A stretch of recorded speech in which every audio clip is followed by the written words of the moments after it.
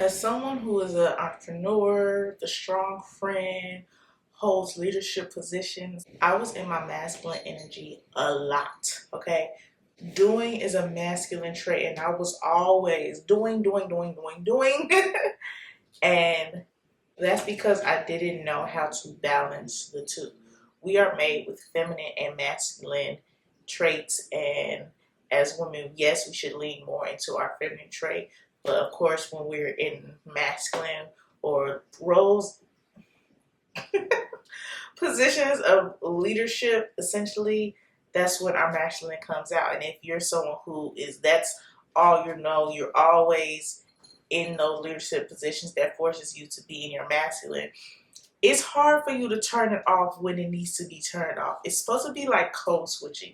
You should be able to flip your masculine and feminine energy on and off. And once I learned how to balance the two, I became a master at it. And it just aided in my overall mental health. So if you can relate to this, because you do hold these leadership roles, whether you're an entrepreneur, single mom, mother in general, or just a boss at work, or whatever position that requires you to be in charge or take the lead or be over people, then I need you to keep watching because I'm sure you can relate. Hey, welcome if you're new here. If you're someone who likes femininity, beauty, fashion, lifestyle, all things girly, I highly consider you sticking around, and welcome back to all my homegirls. So, I learned that the biggest thing that was keeping me in my masculine energy is that I did not know how to stop working. Like, I could not relax. I would be at home just, maybe chilling, watching TV, doing anything but work. And my mind was still thinking about work, still thinking about clients, still thinking about marketing strategy, still thinking about content, still thinking about all the things that I should have left at work.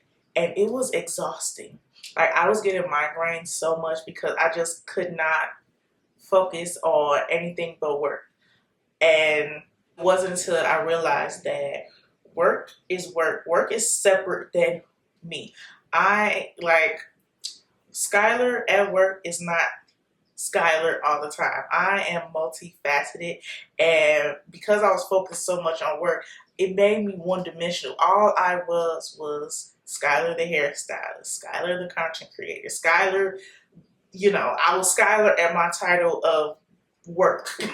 But that's not who Skylar is. Skylar is fun. Skylar is cool, calm, and collected. Skylar likes girly things. Skylar likes to take baths. So I had to learn how to leave work at work because I was not at peace. I had to learn how to turn my mind off. And the way I did that was I started to pick up hobbies, new and old ones, because I needed to do things that I genuinely enjoyed that forced me to focus on that, because our mind can't think of multiple things at once. That's just not how our brain is wired. So I picked things that forced me to have to focus. Like, reading was one thing. I can't be reading something and still thinking about other things. Now, it did take time. I'm not saying that immediately as soon as I picked up a book and started reading, my mind instantly stopped focusing on work. No, it took time. I had to guide myself back to what I was reading. Sometimes you can read something and then realize you don't even know what you just read. That will be me sometimes, because like I said, it's going to take time. Let me just stop right here. Everything on all my videos that I talk about, nothing is going to work unless you actually do the things. You have to be intentional with everything. If you're trying to change, if you're trying to become the best version of yourself, you have to be intentional. You can't just listen to the tips and then be like, okay, I got it. You have to put them into practice. And no, it's not going to be easy, but that's why it's practice. The more you do it, the better you get at it, and the more you'll see change. So I had to put that out there first. But yeah, no. Reading, I started doing more creative makeup. When I first started doing makeup, for those of you who don't know, I am a retired makeup artist. I primarily do hair now, but I used to do creative makeup looks like drawing tiaras on my face, drawing a fist on my face for Juneteenth. I was doing creative makeup looks just for fun because I'm a creative person.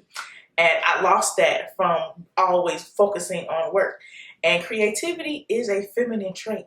So I'm like, let me get back into my creative bag. And I mean, if that's not for you, then find something you yourself like to do that requires you to focus on that. Something fun and you genuinely enjoy. And the reason it should be something you genuinely enjoy is because it'll be easier to take your mind off other things. Okay? Like, reading may not be fun to you. Me, I love a psychological thriller type of book, so I'm going to be engaged. Like Colleen Hoover has been doing it for me with her books. So if you truly enjoy it, it'll be easier for you to focus on that thing.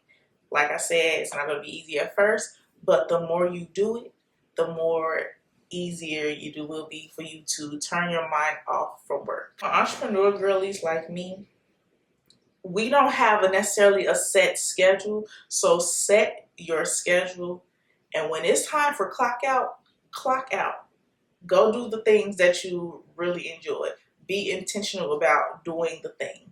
And not only should you be intentional about doing something you enjoy, be intentional about your self-care. I always talk about self-care on this channel because we need to pour into ourselves, because we can't be feminine, loving women of God if we are pouring from an empty cup. So take care of yourself. Like I said in the beginning, I love to take bubble baths. I stopped doing that at some point because I was so work driven that I just was like, okay, I kept pushing off. Oh, I'll take a bath tomorrow. Tomorrow comes, don't do it. Okay, well, I'll do it the next day. The next day comes, I still don't do it. I had to really sit back and be like, okay, I'm drained. I'm tired. And if you're like me, which I know you are because you clicked on this video, you're tired. Give yourself rest. You need that rest to really pour into yourself. And like I said, I talk about self-care a lot on this channel, and it's always going to be in a video in some way, shape, or form, because taking care of yourself, not just physically, mentally, emotionally, all of those things are self-care. So however it is you need to take care of yourself, you need to pour back into yourself, do that, because you will not be at 100% all the time. Social battery is real, especially if you're an introvert. Your social battery will die. Mental battery will die. Your emotional battery will die. Your physical battery will die down, okay? You need to recharge. So that could be taking a bubble bath like me, doing skincare, just journaling, spending time in prayer, just doing something that gives you life, that pours back into you to get you back healthy. Self-care is more about health than having a good time. Yes, doing things that make you feel good is essentially having a good time, but the ultimate end goal is taking care of you, making sure you're at prime health. I know some people, self-care is going to the gym. I've been going to the gym for about 6 weeks now, and it has helped me mentally in so many ways that I used to hear people say that, but I didn't understand until I became consistent in the gym. So take care of you. You're taking care of everybody else. As a leader, as someone who is in charge, your job is to serve. You're serving the people you lead.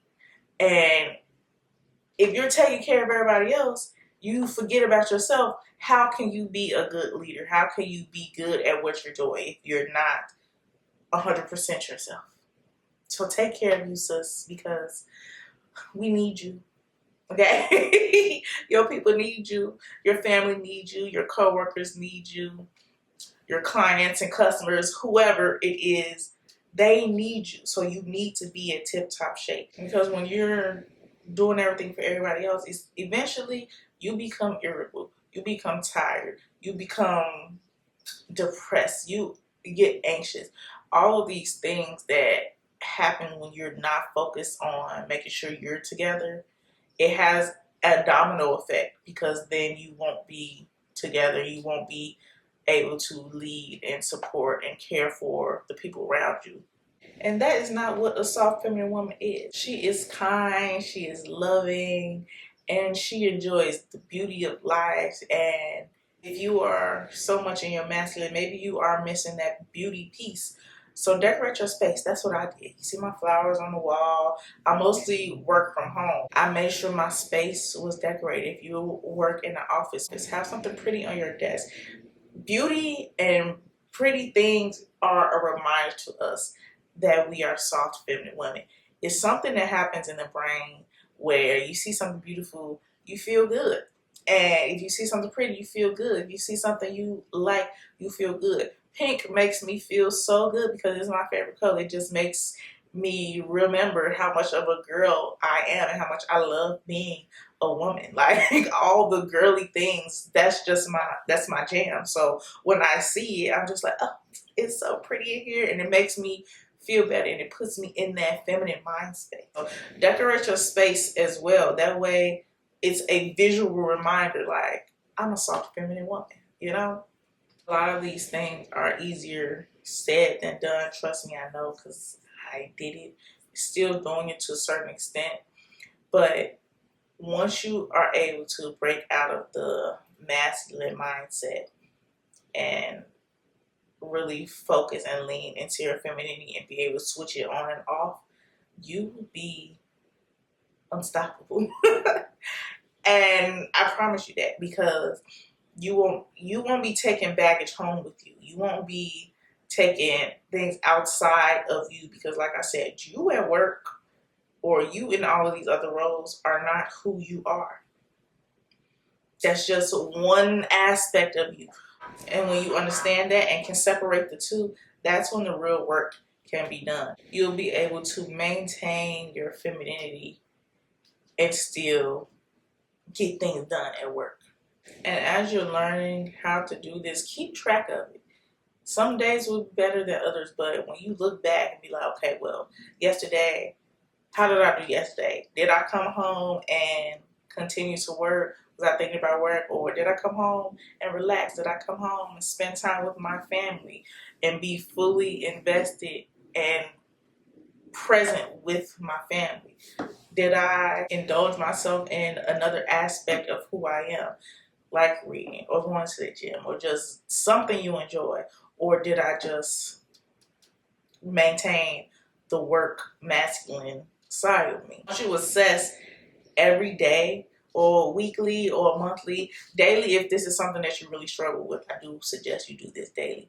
But sit and assess those things so that you know if you're making progress. And if you find that you haven't, give yourself grace. One, do not let the enemy come into your mind and make you feel terrible because you didn't do a good job. But tell yourself and really think about, what is it that you have fallen short on? Have you fallen off on your self-care? Have you not done the hobbies that you thoroughly enjoy? Have you not spent time with God? And once you figure out where you've fallen short at, then start focusing on that as well. This journey is not linear.